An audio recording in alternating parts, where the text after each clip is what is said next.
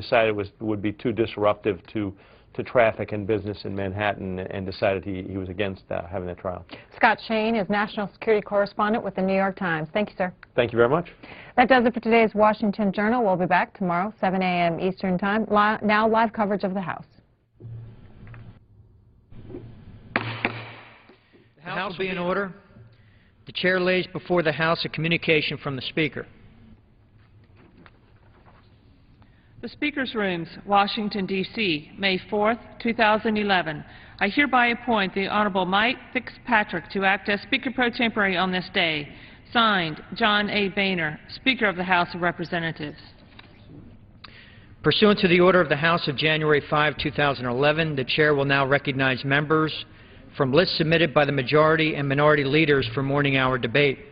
The Chair will alternate recognition between the parties, with each party limited to 1 hour, and each member other than the majority and the minority leaders and the minority whip limited to 5 minutes each. But in no event shall debate continue beyond 11:50 a.m. The Chair recognizes the gentleman from Texas, Mr. Paul, for 5 minutes.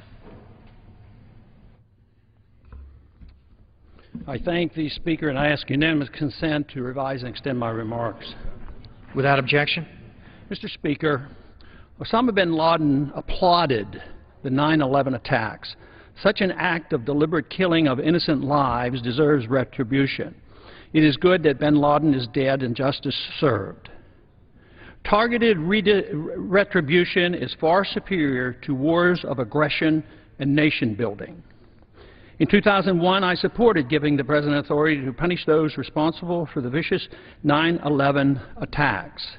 Using this authority and opportunity to pursue nation building and remaking the Middle East was cynical and dangerous, as the past 10 years have proven.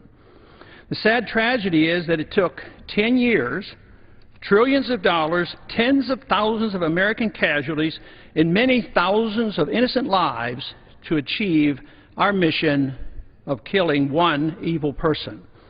A narrow, targeted mission under these circumstances is far superior to initiating wars against countries not involved in the 9/11 attacks. This was the reason I emphasized at the time the principle of mark and reprisal, provided to us by the Constitution for difficult missions such as we faced. I'm convinced that this approach would have achieved our goal much sooner and much cheaper. The elimination of Osama bin Laden should now prompt us to bring our troops home from Afghanistan and Iraq. Al-Qaeda was never in Iraq, and we were supposedly in Afghanistan to get Osama bin Laden. With bin Laden gone, there's no reason for our presence in this region unless indeed it was all about oil, nation building, and remaking the Middle East and Central Asia. Hopefully bin Laden does not get the last laugh. He claimed the 9/11 attacks were designed to, number one, get America to spread its military dangerously and excessively throughout the Middle East, to cause political dissension within the United States. 70% of the American people now believe we should leave Afghanistan, yet both parties seem destined to stay. Number three, and to bankrupt America through excessive military spending as he did to the Soviets. The best thing we could do is prove bin Laden to be a false prophet. We must learn from this recent history. Tragically, one result may be the acceptance of torture as a legitimate tool for pursuing our foreign policy. A free society, calling itself a republic, should never succumb to such evil. Foreign aid to Pakistan, though bin Laden was safely protected for 10 years in Pakistan, should make us question the wisdom of robbing American citizens to support any government around the world with foreign aid. Our failed foreign policy is reflected in our bizarre relationship with Pakistan. We bomb them with our drones, causing civilian casualties. We give them billions of dollars in foreign aid, and she protects America's enemy number one, bin Laden, for a decade. It's time to consider a sensible, non-interventionist foreign policy as advised by our founders and authorized by our Constitution. We would all be better off for it. And I yield back the balance of my time. The chair recognizes the gentleman from Illinois, Mr. Gutierrez, for 5 minutes.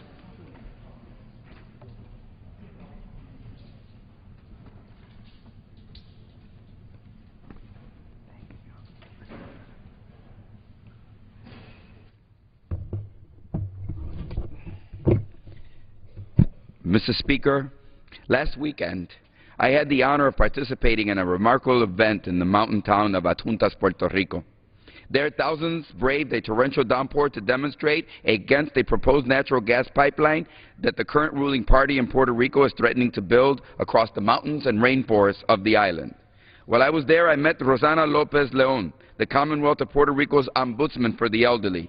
As ombudswoman, she has the unusual latitude for a public servant in the current government to speak the truth about what she hears and sees from senior citizens across the island. Her term is 14 years, longer than that of the governors, and the money her office comes mainly from the federal government from the Older Americans Act. So she is uncorruptible, unassailable, and thank God, untouchable. She presented me with a series of letters she wrote to Attorney General Eric Holder and to other federal agencies and Puerto Rican officials. They are based on sworn affidavits from senior citizens residing in 4 towns in the path of the proposed pipeline in Puerto Rico, describing how local seniors are being pressured and intimidating into signing over their property for the pipeline's supposed unapproved right-of-way. Mrs. Lopez de Leon believes that, quote, repetitive violations of the Older Americans Act have become a danger to the lives, health, property rights of the elderly population of Puerto Rico.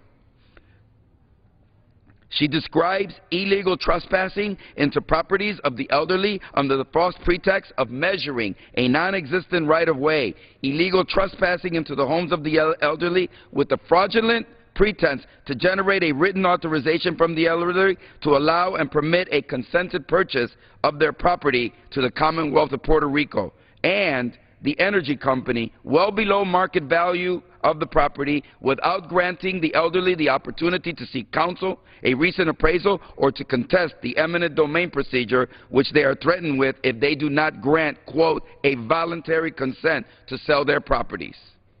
These 41 affidavits are from 4 towns on the route of the proposed gas line, Adjuntas, Peñuelas, Utuado, and Toa Baja. And I would like to first talk about one of them,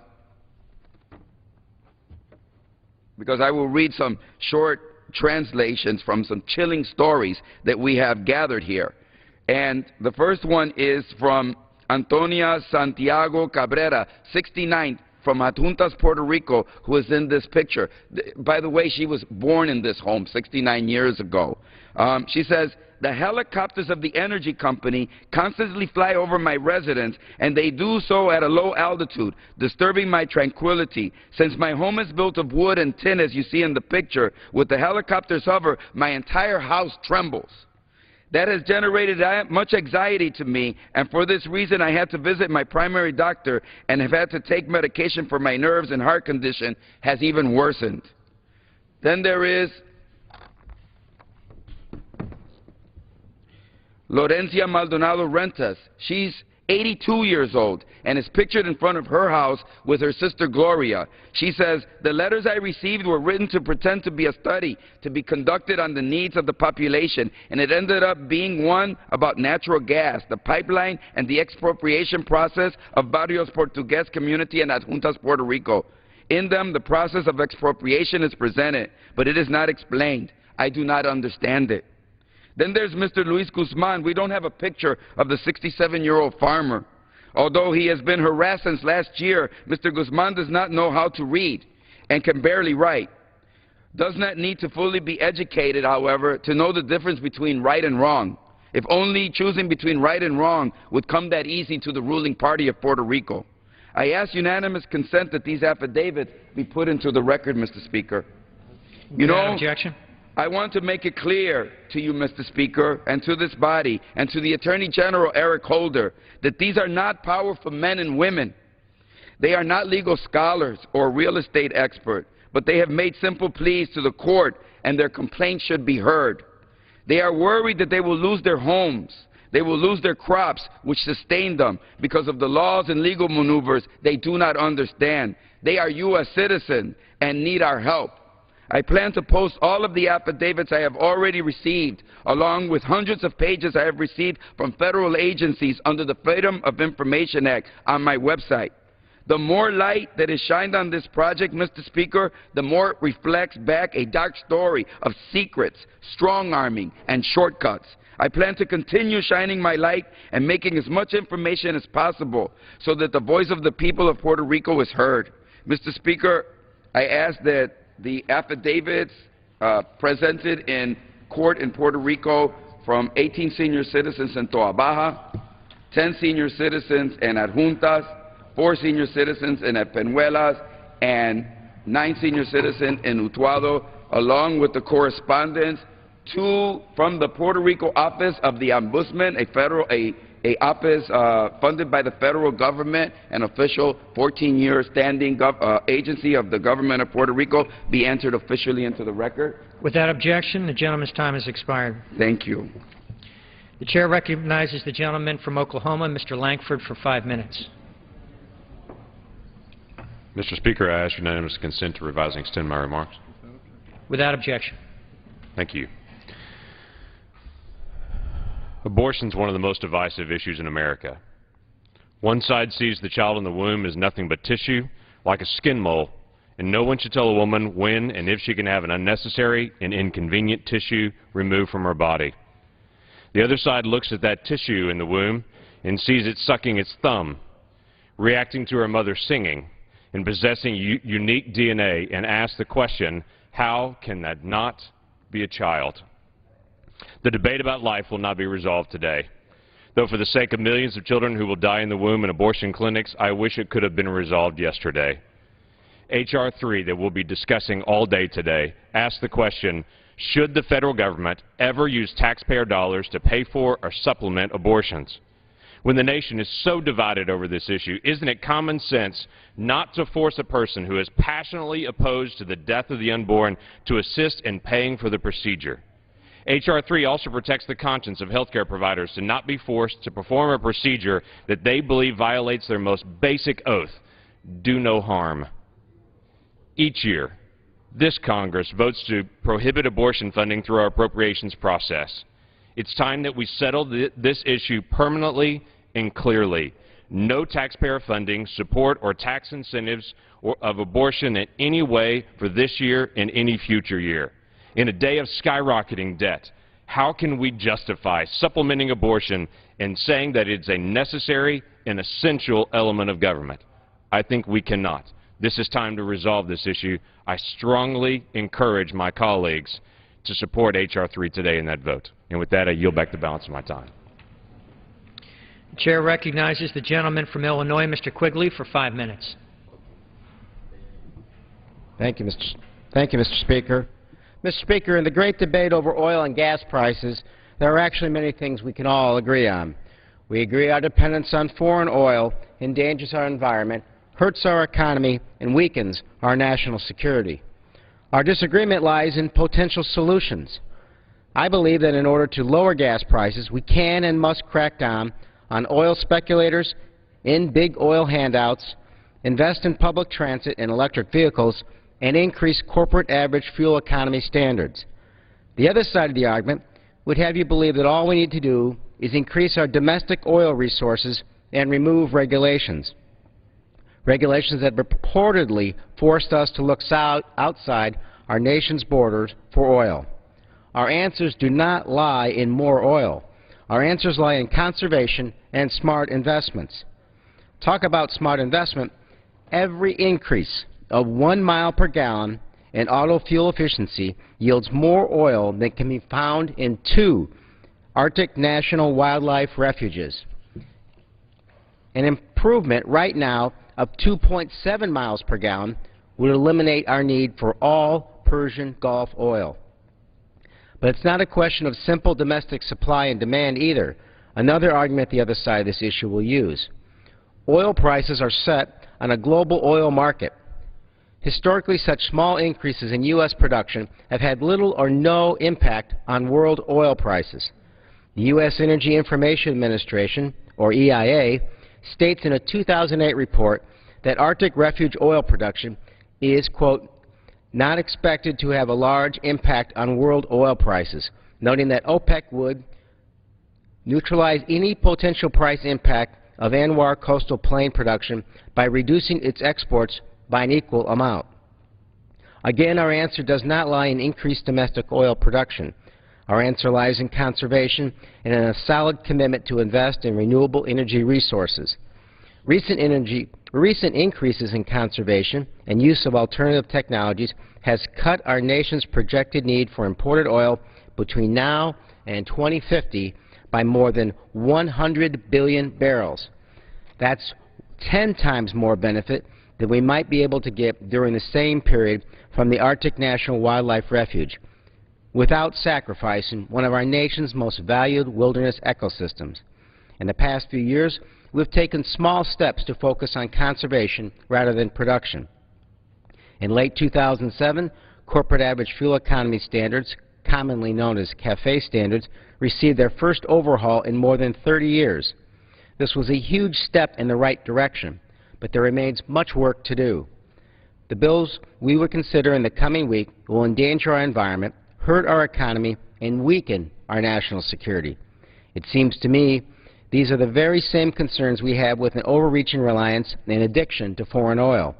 H.R. 1229 and 1230 supplant our national environmental policies, tell residents along our coast we don't care how they feel about drilling in their waters, damage the ecosystems the industries along our coast rely on, and go against what military experts have been saying about drilling.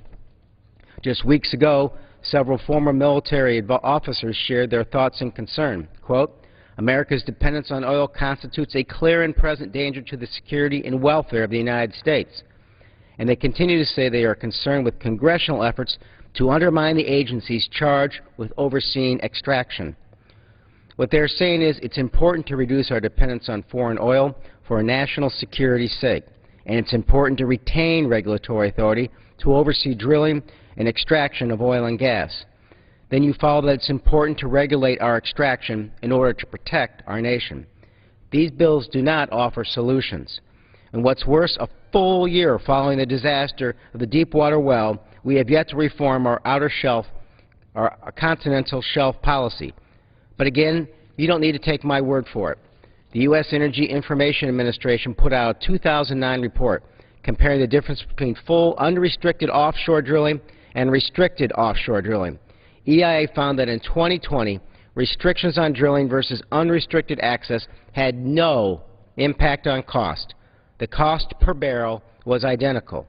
And in 2030, indiscriminate drilling would lower our gas prices by just 3 cents. Take the calls for drilling in the Arctic refuge as another example. Even at peak production in 2030, Arctic refuge oil would account for 0.6% of world oil production and only 2.4% of U.S. oil consumption. We can proactively move our nation toward reducing our dependence on foreign oil so that we can take control of our energy future, protect our nation, our economy, and our environment, and we must. Thank you, and I yield back. The chair recognizes the gentlewoman from North Carolina, Ms. Fox, for 5 minutes. Thank you, Mr. Speaker. If your car is speeding into a ditch, the only thing to do to survive is to slam the brakes as fast and hard as you can. Anything else only stalls a disaster to come. At this moment, America is speeding into bankruptcy, and the only way to stop the descent and save our country is to slam the brakes on government spending and set our nation on a brand new fiscal trajectory. Critical times call for critical measures. The American people deserve honest and courageous leadership from Washington that will act to save the future of our great nation. The path to prosperity would lift the crushing burden of record-high debt, spur economic growth, and job creation and fulfill our nation's obligation to the health and retirement security of every American. With the path to prosperity, the budget that Republicans adopted in the House 2 weeks ago, Americans will be back on the road to more jobs for today and a bankrupt-free nation for tomorrow. I yield back, Mr. Speaker. The chair recognizes the gentlewoman from New York, Mrs. McCarthy, for 5 minutes. Without objection. Thank you, Mr. Speaker. Before I begin to share my thoughts this morning about how the Republican budget is a blow to our American ideas and priorities, I'd be remiss if I didn't use this opportunity to praise our men and women in uniform, our President and his advisors, for the extraordinary courage and capability they all demonstrated in the mission that put an end to Osama bin Laden on Sunday. Being from New York, we know firsthand of the consequences of this horrible, horrible action that Osama bin Laden took on September 11th, 2001. I can't tell you how many families in my district, in my congressional district, were hurt, lost their loved ones, children becoming orphans in ways that it's going to take them years, if forever, to recover. That's why Sunday was so important. It was a moment in history, our history.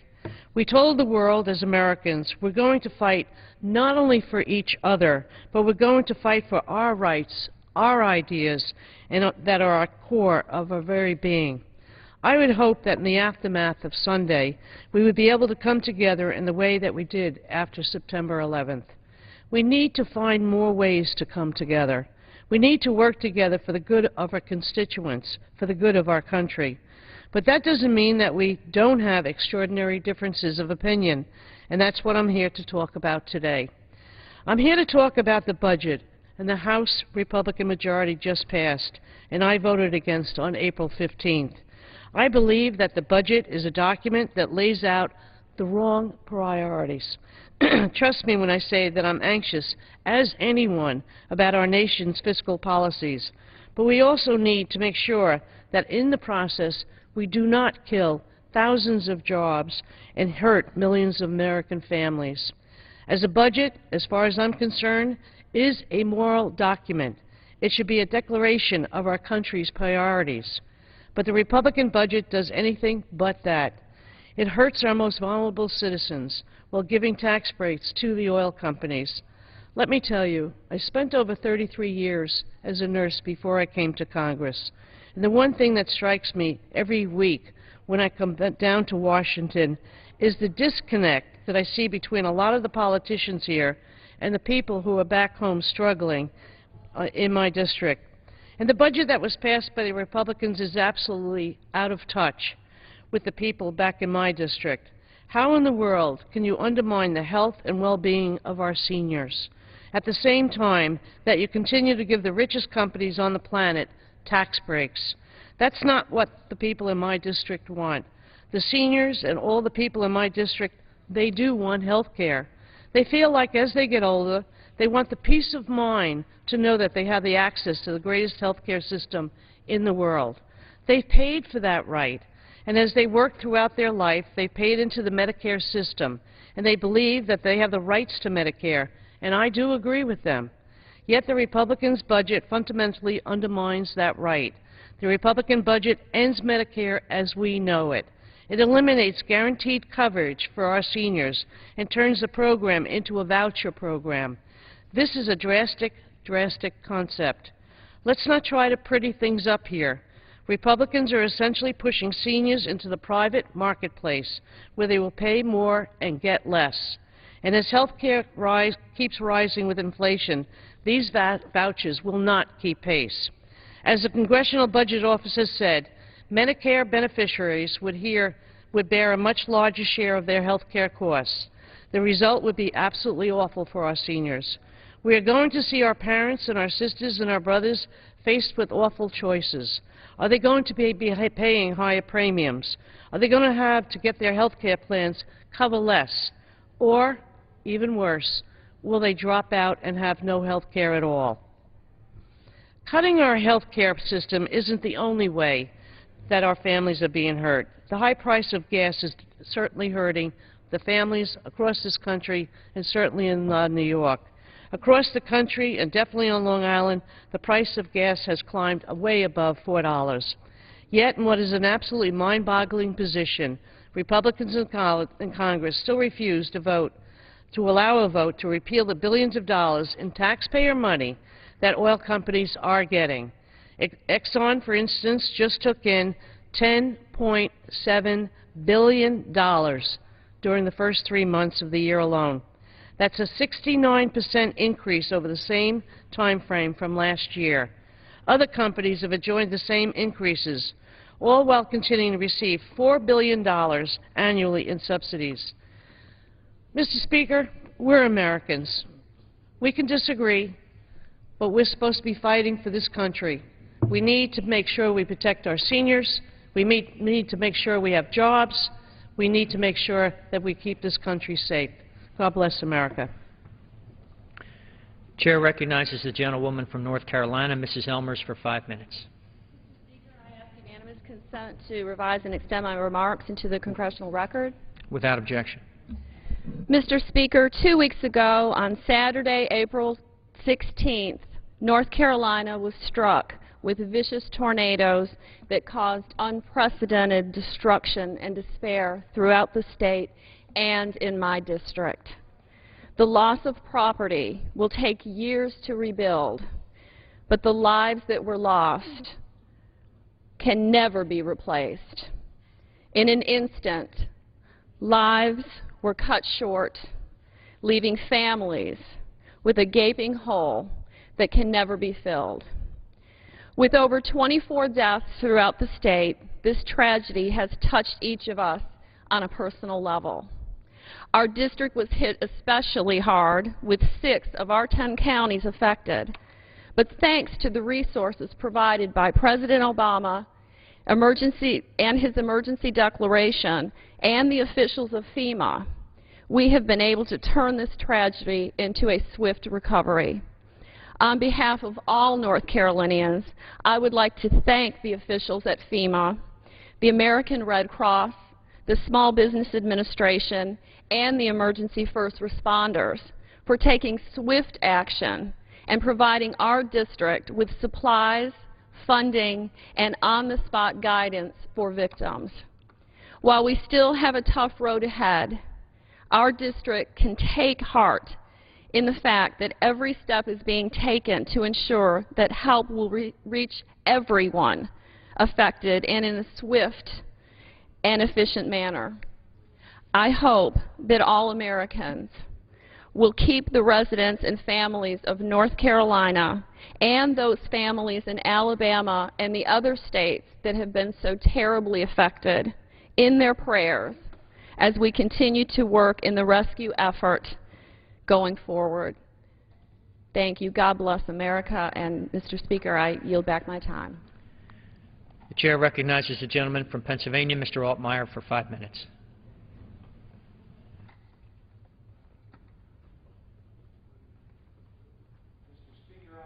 Today in support of the Small Business Innovation Research Program.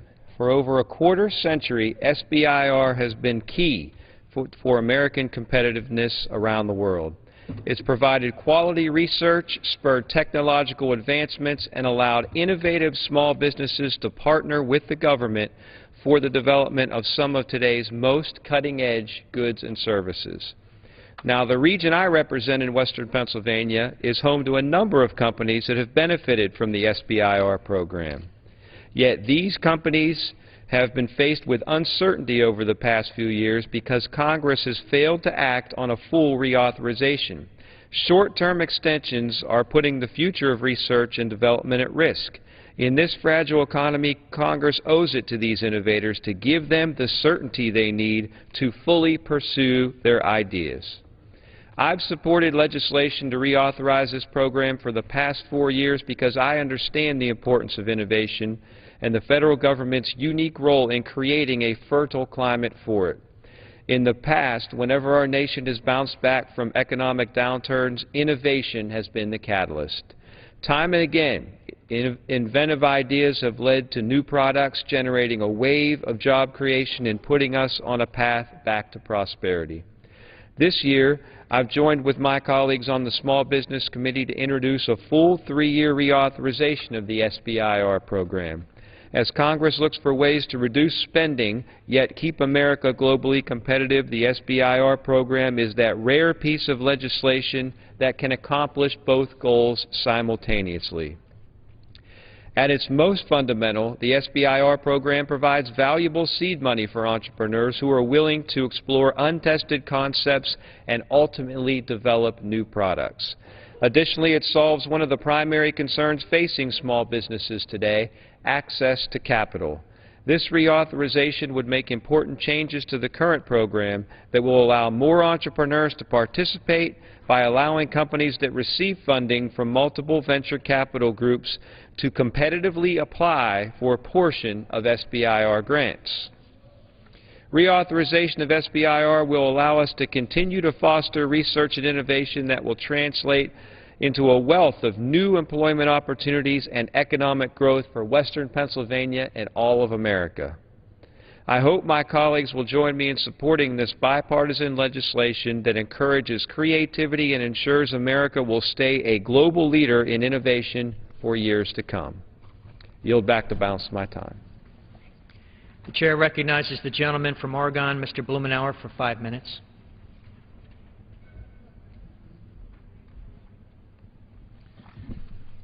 Thank you, Mr. Speaker. I rise this morning to comment on the passing of a dear friend and Oregon icon, former Congressman Robert Duncan, who died last week at age 90. Bob served his nation with distinction, beginning with his service during World War II in both the Merchant Marine and the U.S. Navy. After graduating from the University of Michigan Law School, he settled in Medford, Oregon, with his wife, Mary Jane. He was a state legislator from that portion, and for the first time in Oregon history, he served 2 terms as Speaker. From there, he went to serve in Congress representing the 4th Congressional District in Southwest Oregon, until he was persuaded by President Lyndon Johnson to leave Congress and run for a vacated U.S. Senate seat against Governor Mark Hatfield. In a campaign that defined Oregon politics for over a decade, Bob lost narrowly to Mark Hatfield in a heated campaign, to say the very least, focusing in large measure over the United States' involvement in the war in Vietnam, which he then supported and Mark Hatfield opposed. A significant development was the endorsement of then Democratic U.S. Senator Wayne Morse of Republican Mark Hatfield, and many experts feel that that was the narrow margin of victory of Mark Hatfield over Bob Duncan. Later, Bob almost won the Democratic primary against Wayne Morse when he ran for re-election and set off shockwaves that reverberated for a decade. I first had the opportunity to work with Bob Duncan when I was directing a campaign to lower Oregon's voting age in 1969, and he was a zealous supporter of engaging young people in the political process. In 1974, Bob made history again by being the first Oregonian to represent a different geographic area in the state in Congress, as he was elected to the 3rd Congressional District, which I'm now privileged to represent. And he continued for another 6 years, serving on the Appropriations Committee of distinguished service. After leaving Congress in 1981, Bob returned to private practice as a lawyer in Portland and Washington, D.C., and later served on the Northwest Planning Power Council.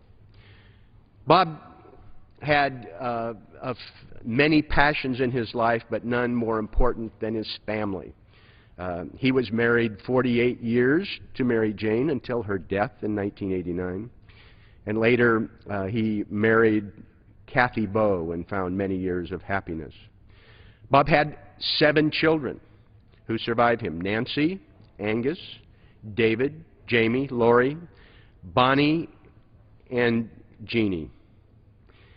He was by turns a stubborn political animal, generous of spirit, with a legacy for courage, strengthened by his convictions. He was a man of great humor, intellect, and conviction. He was also thrifty to an extent that is legendary to family and friends and many of his constituents. Until the end of his life, I would still get letters from him with a series of 3-cent stamps and the old congressional address on the envelope scratched off. But he was very careful with the taxpayer money in his appropriations committee to an extent that sometimes drove even his supporters to distraction. He leaves a legacy for courage, the strength of his convictions, the accomplishment of decades of service, particularly a decade to 2 very diverse congressional districts, that were united in the admiration of this dedicated public servant. He will be missed. The chair recognizes the gentleman from Rhode Island, Mr. Langevin, for 5 minutes. Without objection.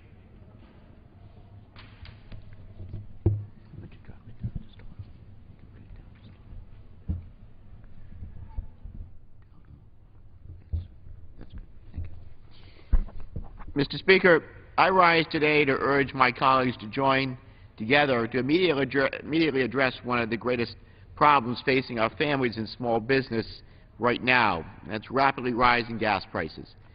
As I traveled across Rhode Island during the district work period, the issue of high gas prices was never far from anyone's mind. It affects every family's bottom line and the budgets of small businesses that are still recovering from the recession. Now, as our fragile economy continues, it is imperative that we work to find solutions in the short term as we turn our attention towards a serious long-term solution to reduce our demand for oil. Our nation simply cannot have low gas prices without reducing the amount of oil that we use. Now, we remain in constant competition right now with India, China, and other developing nations, and the world does not have the resources to continue to supply us all with cheap oil, especially with disruptions in the Middle East that continue to affect production.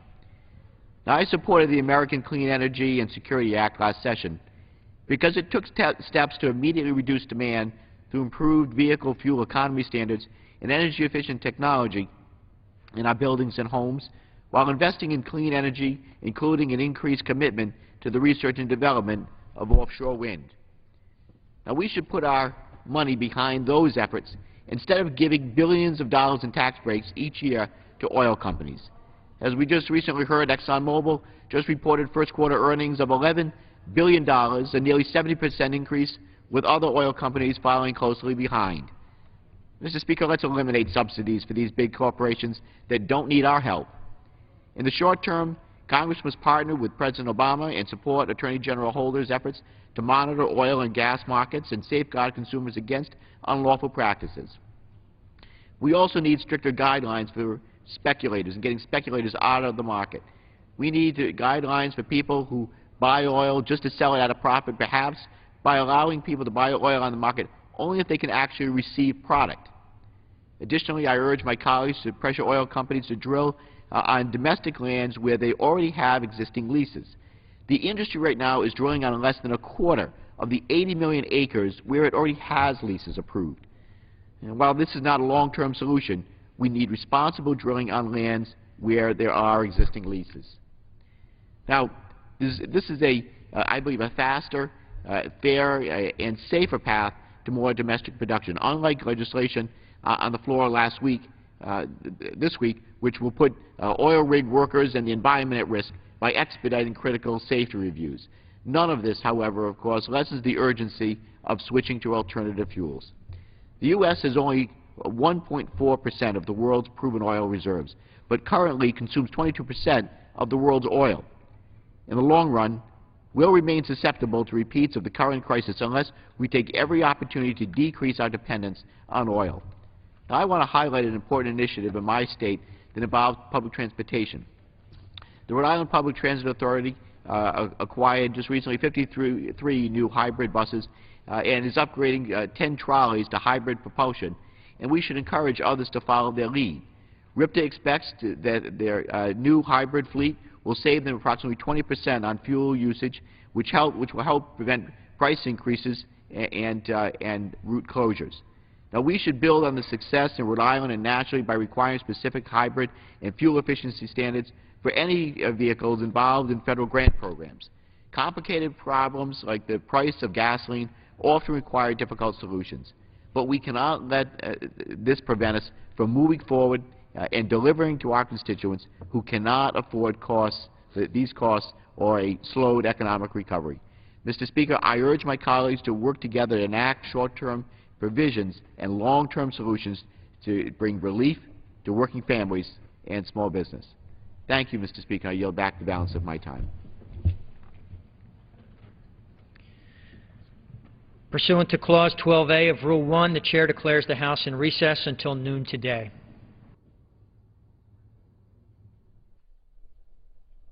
The House is in recess now and will return at noon for legislative business. They're expected to continue debate on repealing parts of the health care law, including